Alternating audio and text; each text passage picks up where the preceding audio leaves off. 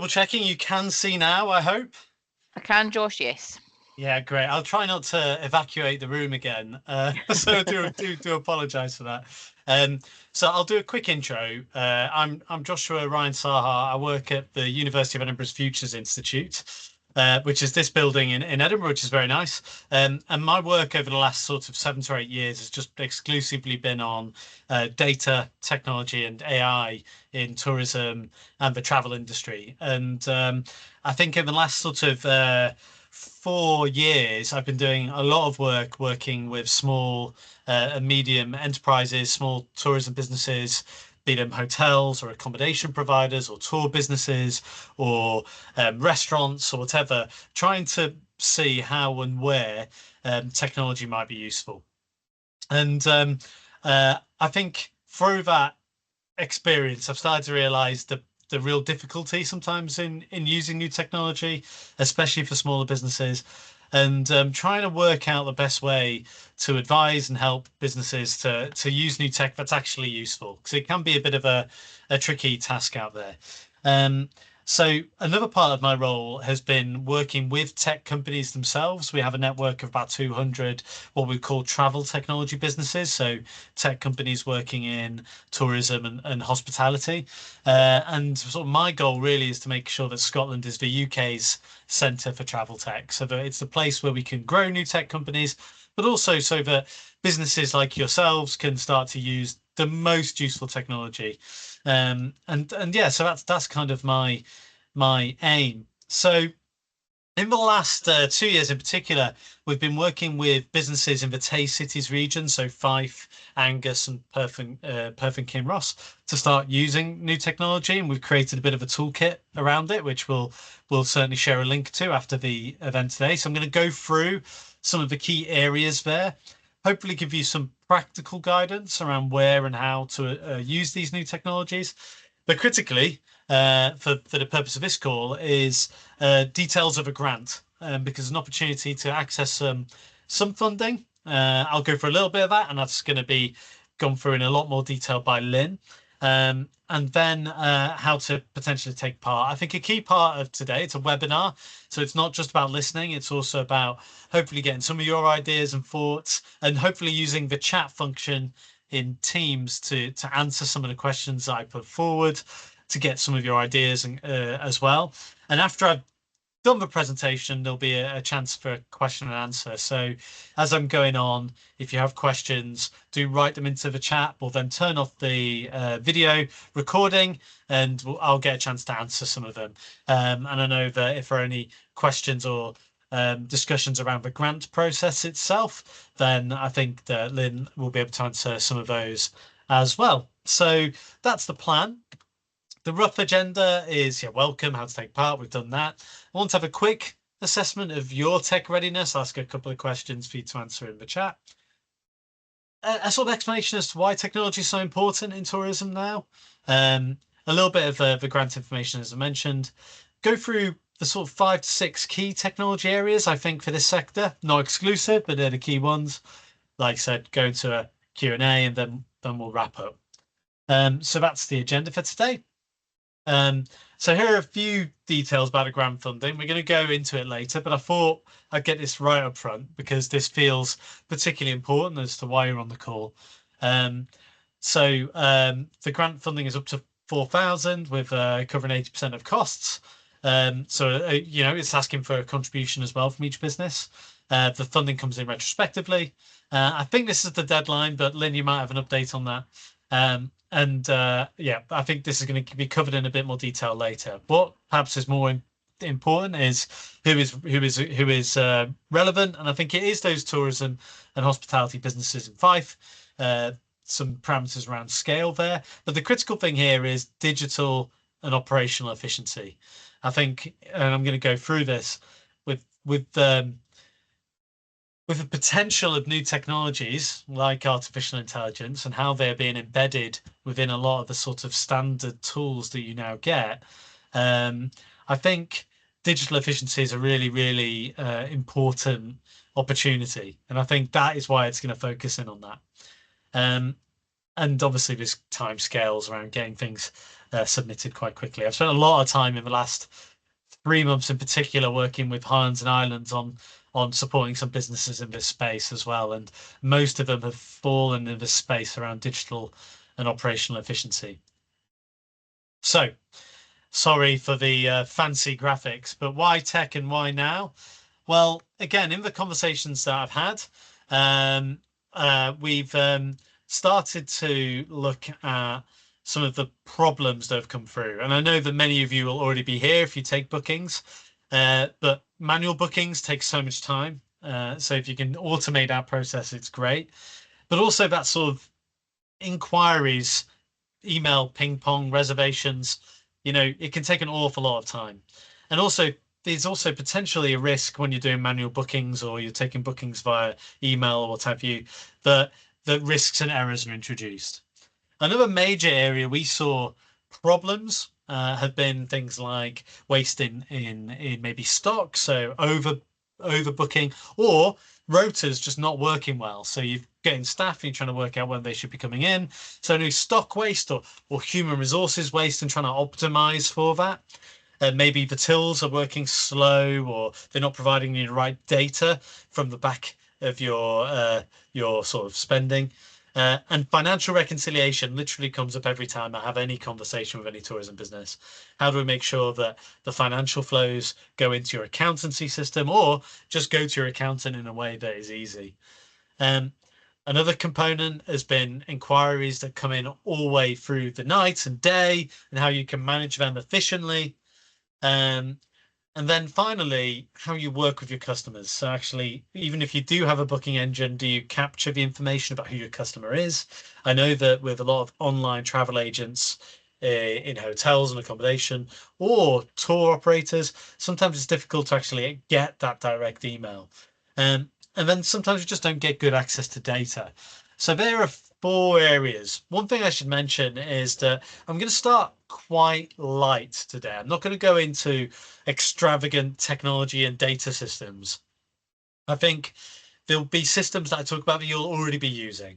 And that's fine. I think it's just to make sure that everyone is getting to a decent level.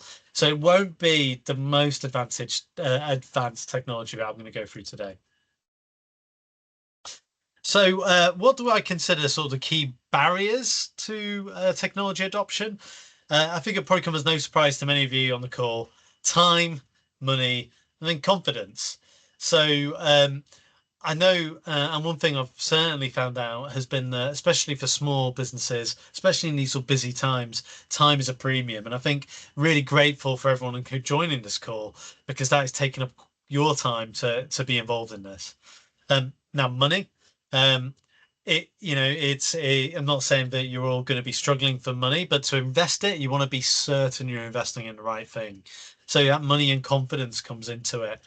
And I think a grant program like what Fife is putting forward is really tremendous, and it's a great opportunity to give you that chance to take on that leap and use some technology that perhaps you might not have used before. And then confidence. So actually working with a system that you can really be confident is going to be useful for you and that you can use, because I think too frequently these systems have been designed in a way that has been perhaps too complex, and that's been a problem. And then another component here is what works with technology adoption. I wanted to get right into that straight away. We've actually worked in programs to look at they actually use randomized controlled trials to work out what is the best way to help small businesses use technology. Now, the first one is making sure, first of all, that you have a champion in your business, but also that every member of staff really understands how that technology works, why they're using it, and actually having good amount of time to be trained on it. You can use all of these systems are good, right? Most property management system, booking systems, or whatever it might be, are usually designed pretty well and are pretty resilient.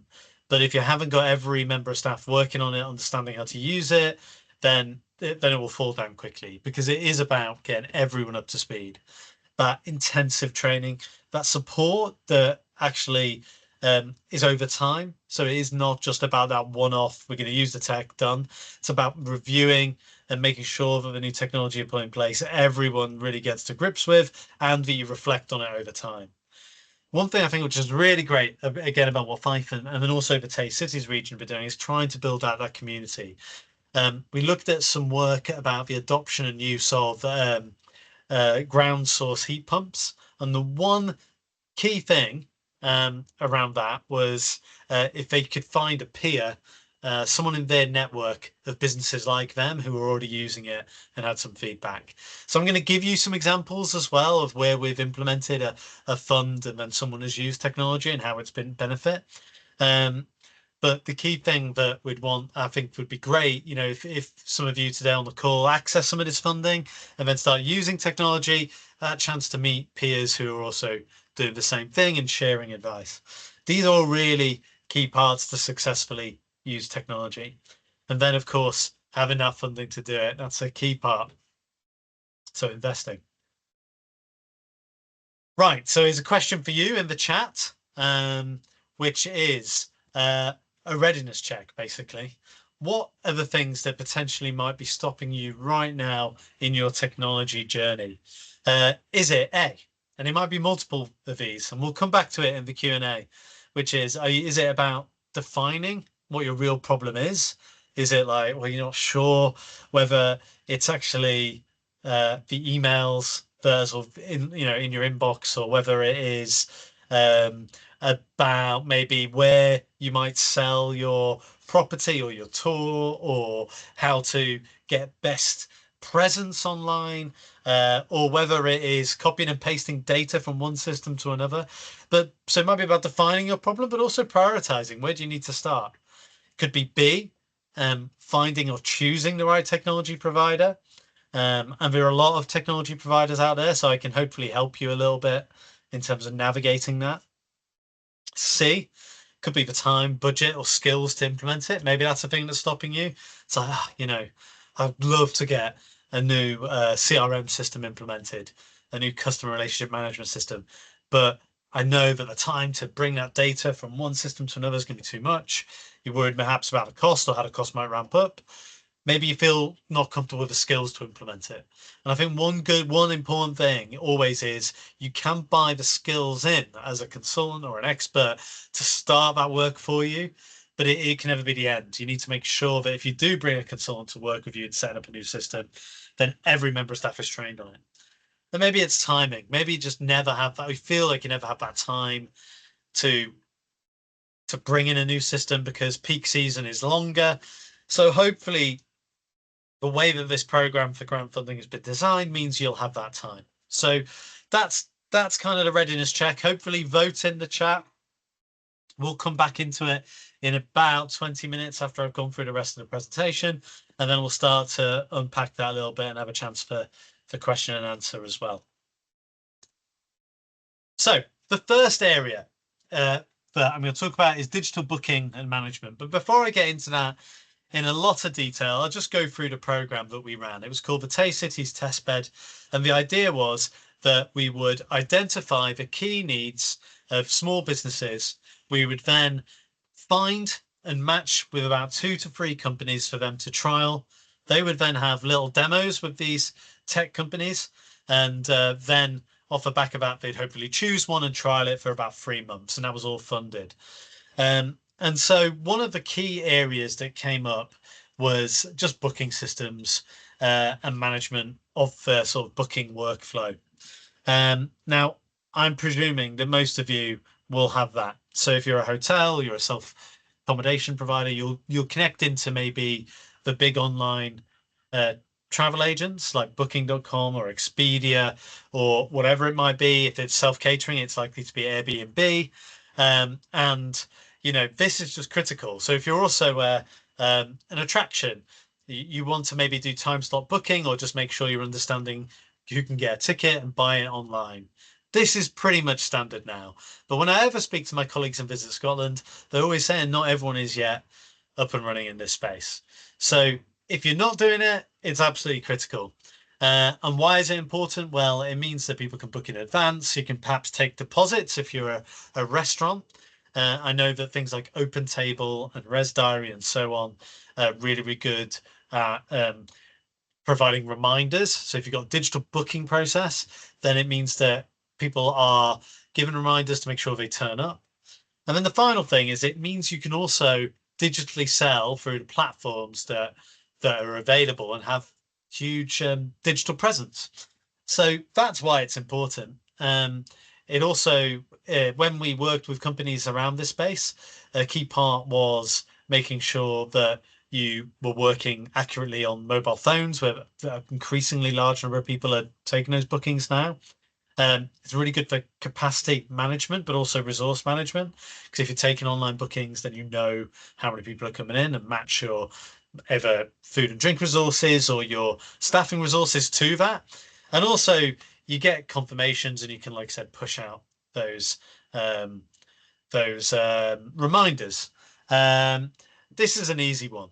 And start to move. So if you're going to get started on doing this, really you want to make sure that you're getting your key product or services with clear online availability earlier. But what did we learn when we were helping some of the businesses use booking systems?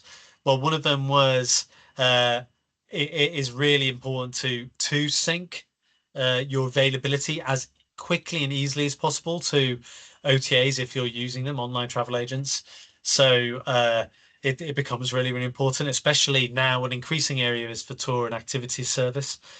That we used this actually with a campsite, and actually the difference between different companies for their booking systems becomes really important.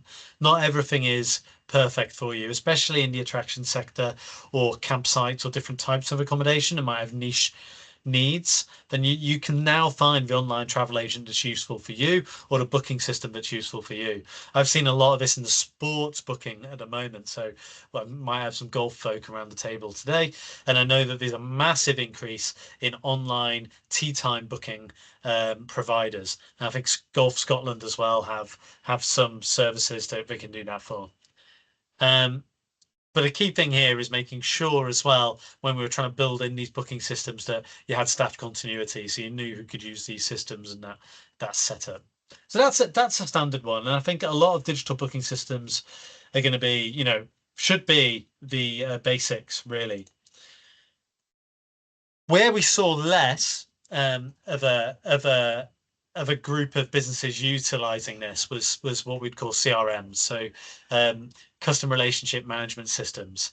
So where does this become useful? Well, it becomes useful if you potentially have a lot of repeat bookers. Maybe a lot of your booking comes through third parties like online travel agents. And what it is basically a database of all your customers. So if it's coming via email or calls, or if it's coming through these online platforms, it brings all of those different sources of sort of customer into one database. And then it gives you an understanding who that customer is, brings in the emails into a clear place, and it can kind of enrich that data so you can understand who's coming. And where that then becomes useful is where you can send specific segmented emails, perhaps to different types of group of visitor. So if you are an attraction and you've got in your customer relationship management system all of the bookers who booked for families, then you can send them automated emails to maybe bring them in to be members or bring them in to come at the tailored emails around holiday season. I'm sure many of you are doing it already. Maybe it's couples that you want to reach out to, but you can't do that unless you've got a really clear understanding of who your visitors are. And the best way to do that is to have a custom relationship management system. The other thing here is if you are taking a lot of bookings from online travel agents or third parties, but you want more people to book directly with you, then if you can start to capture their emails and then start to respond to them, then you can get that direct booking a little bit more because you're building that relationship with them. You've got their email, you're sending them emails and offers, then you can start to do it. Now, how would you get started on this? Well, a key thing is finding, of course, the right provider, and we'll get into that. But also working out who your key segments are that you should know as a business anyway, and trying to build the sort of views in your relationship management system to focus on those, and then your automated key messages. Still, far too few businesses do post visit automated reviews, and potentially offers to come back. Now, the reviews become increasingly important as more and more people use AI to find businesses. So they'll go onto ChatGPT and say, "Oh, find me the best hotel, find me the best restaurant," and it's really difficult to work out how you show up in those AI tools. So that's really, really critical. What we learned from helping a couple of businesses using CRM was it takes a long time to import contacts that you've got from maybe email lists, maybe just an Excel database spreadsheet. But it's really useful to do it. And if you can pay for someone to do that data management piece, there are a lot of great data organizations in Scotland to help you get started. Now, the most important thing for customer relationship management is always staff training, because you've probably worked in organizations, maybe have used Salesforce or other freely available CRM systems like HubSpot or Zoho. And it can take a bit of time to get really used to it. But as soon as it starts to work and you've got some good staff ownership, then it can be really, really valuable. And again, the key outcomes to focus on here are getting more high quality reviews, getting that automated, responding to reviews, and automating that through these relationship management systems, and pushing those direct bookings.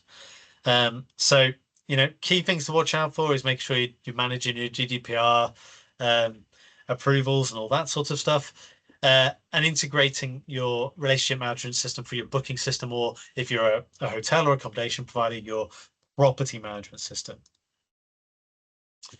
And then sort of connected to this, I guess, is, well, to the last two is, especially for those who maybe have a food and beverage offer, or maybe you're selling gifts and other items. If you're in food, or maybe in visitor attractions, and you have got an e-commerce offer, setting that up.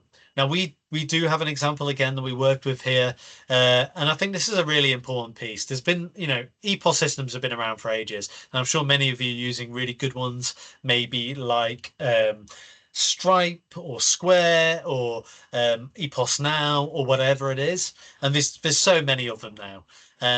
But the key things here, I think, are really getting the ones that work for you. And the key problems that you might have may be stock. So is it getting the data from your electronic point of sale system available so that you know when and where not to order stock, so you can reduce wastage, but also so that you can see trends? Because often these EPOS systems, some of the older ones, won't give you that view, or you might not be accessing those modules in that tech system to be saying, well, actually, how many units of this item have we sold, how little, and then start buying on that basis. So you're using data to inform what it is that you need to buy. Another key component of this, but also the CRM system and also the booking management system, is how it connects into your accountancy software. You want to make sure that as you're buying these systems, it has an integration into your accountancy software, whether that is Xero or some of the others, that you've got that connectivity. If it doesn't, then it's just going to waste your time, because you don't bring that data automatically from one system to the other. I'm going to go into sort of AI and process automation in a minute, because I think that's a really exciting area to potentially explore. It's tricky, but it's worth exploring. And I think that's a really a key part. It's about how these systems all connect. Another component here is making sure that you've got someone you can refer to, a consultant perhaps, who can come in and actually, again, really start to work it out. You need to also be careful just on the hardware costs, offline mode, and all the support hours, because if these things don't work, then you're in a real problem. So you need to really test them. So I'm now going to go a little bit into AI, and because I think this is a thing, it requires a little bit more exploration and might potentially offer you some new insights. Now, one thing to just note is that last year they were saying that 18% of people were using AI to book their holiday. Now that is probably about 50 to 70%. They said it was expected, and when I speak to businesses, now they're seeing a couple of changes. One is people have maybe found them through AI, which is kind of exciting. The second thing is we're seeing a drop off in people using traditional websites, finding traditional websites, and Google search hits are going down. And what we're finding is that more and more people are just finding that basic information directly in AI systems. So you need to think about how you show up in those systems. But it also means that AI is here in travel and tourism. So to give you a sense again about what AI does, well, you probably all use ChatGPT. Maybe you've used Google Gemini. Maybe some of you have started to dabble in different systems like Claude or Mistral or others. The key things which you're probably aware of is that it creates text. You write into it, helps answer your questions. You've probably used chatbots and it's amazing. It's really flexible. You may be seeing people who are using images, maybe on your WhatsApp groups, wherever people are sharing it. And increasingly video has become really important. AI systems now been used to develop code and analysis, data analysis being done through some AI systems, and even audio and music. But it's beyond that now, and actually it goes beyond just creating stuff. It's really good at interpreting things. So it's really good for your translation services if you've got multiple languages. It's good for interpreting images and video, and I'll give an example in a sec. If you're working with a developer, then you can actually put code and stuff like that into an AI tool, and it'll tell you what that code does. You can even upload audio and videos and all that sort of stuff, and it'll tell you all about it. So just give you a bit of a silly example, and this is from a great AI newsletter from Ethan Mollick. One useful thing, he taking photos of various random places and sort of saying, where do you think I am? And it's very good at being able to articulate where. So in this case, it's actually saying you're on an aeroplane just from the photo on your left. And on the right, it's able to give the exact aeroplane. So this is the type of thing. I've done this on the streets of Edinburgh and elsewhere, taking a photo. Where do you think I am? What is this building? And now that information is really, really available. So making sure you've got good quality photos of your property or your business can be really, really valuable because people can then start to find it just through these sort of visual AI tools. Again, apologies for the fancy graphics. Multimodal AI is where all of this sort of technology comes together. So rather than you just chatting to it with text, but you're bringing in images with text and video, with files and documents. And I'm sure many of you are starting to use AI in that way.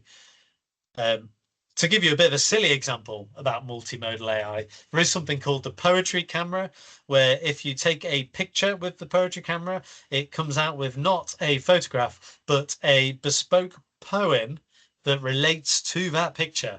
So I'm not sure it's particularly useful, but it's an example of that sort of multimodal functionality. You take in a photo, it processes the photo, and then it comes up with creativity related to that photo. And there's a whole range of different examples.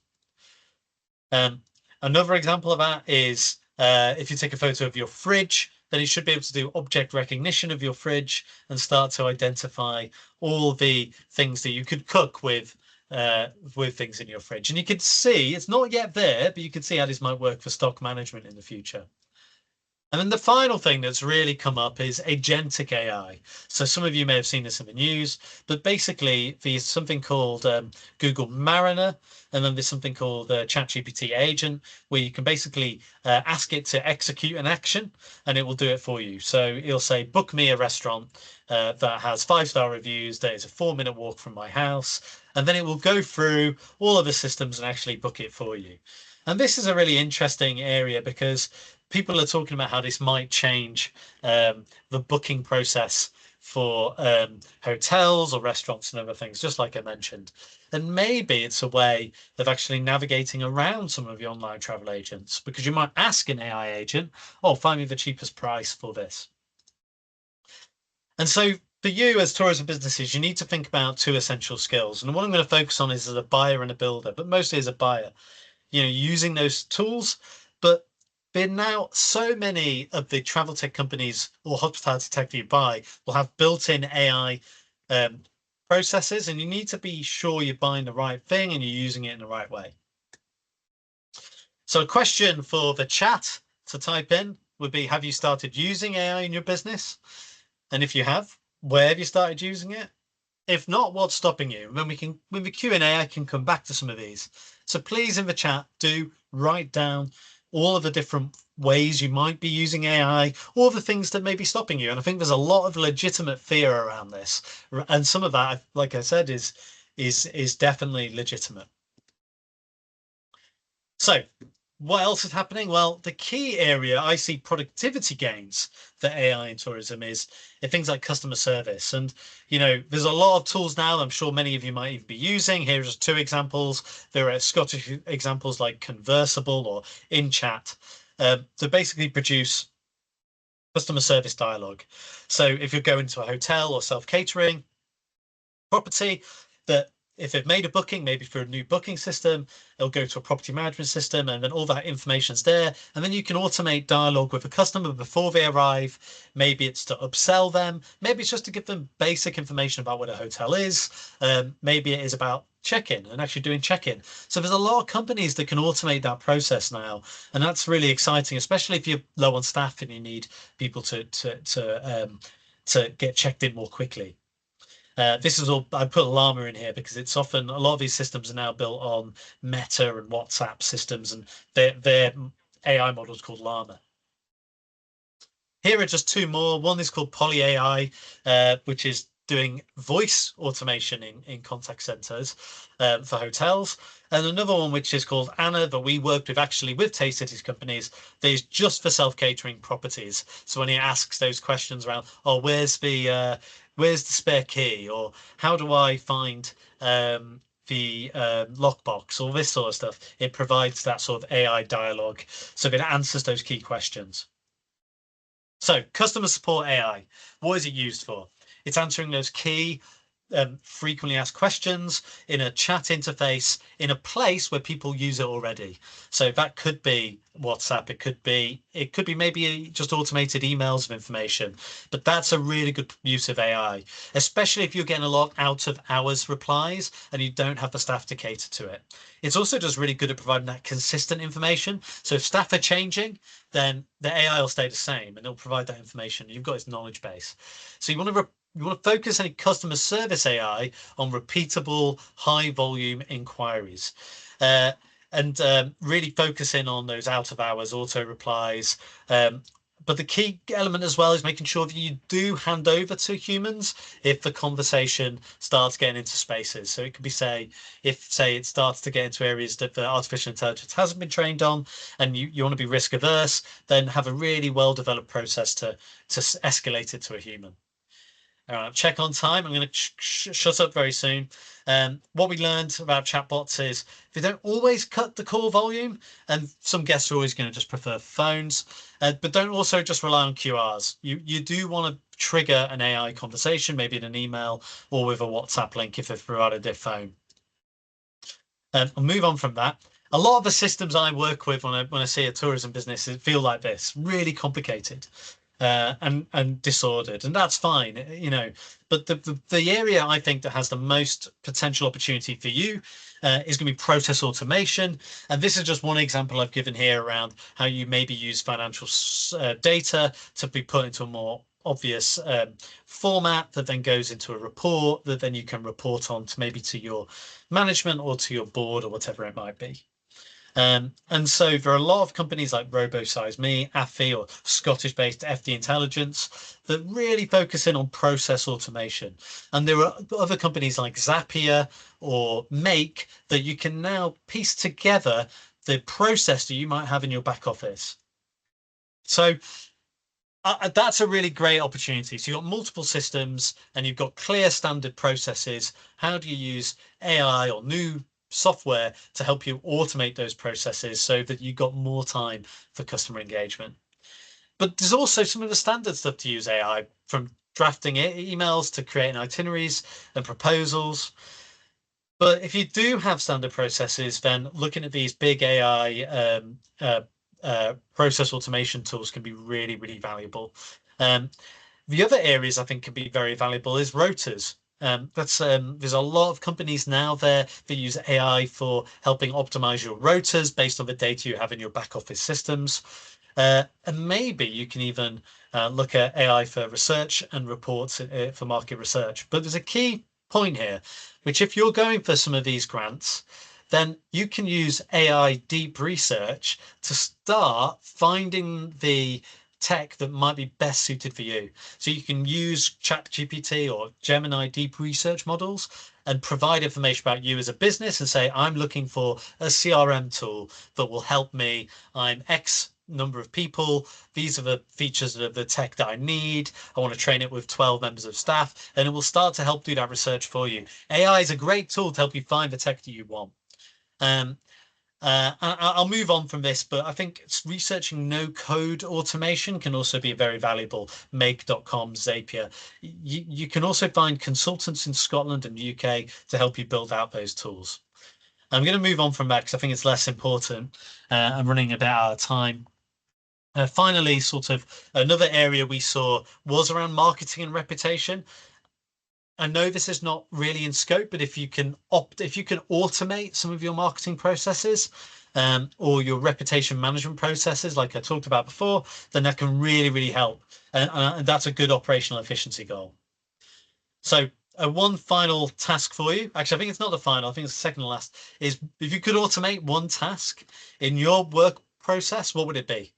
This is a really useful question because if you are thinking about prioritizing what you might use this grant for, what you could automate might be the best place to start. And when I think about this, never think about automating those tasks where the human value is most important. So that welcome, that ability to provide a really good service to a human is often a human task.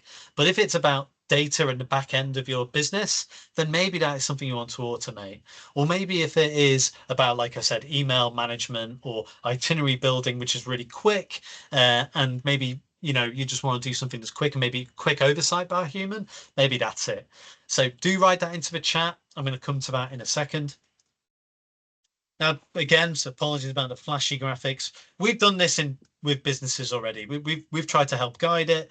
With a bakery in Fife, we helped them put in place a new EPOS system that really brought out that data and gave a forecasting look about what they might sell and what they might not to really optimize a bit about their marketing, but mostly their produce. We've worked with a rural tour provider to change their booking system and optimize it so they can actually sell more through an online travel agent because they just weren't selling enough to really max out all of their tours. Really, really important to get simplified systems and get those systems working across multiple channels.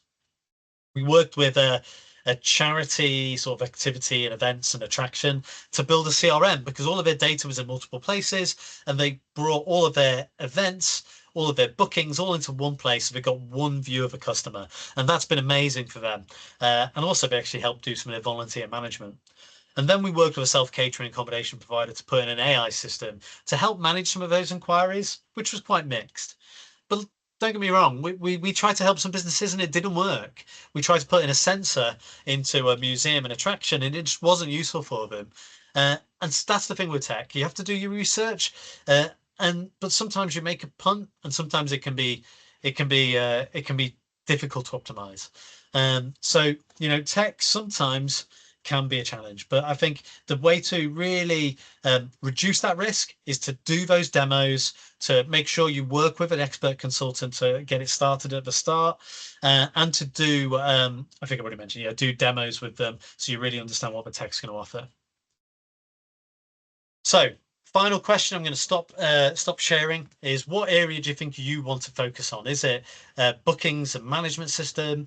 Is it thinking about CRM or maybe just data management? Looking at all the data you've got.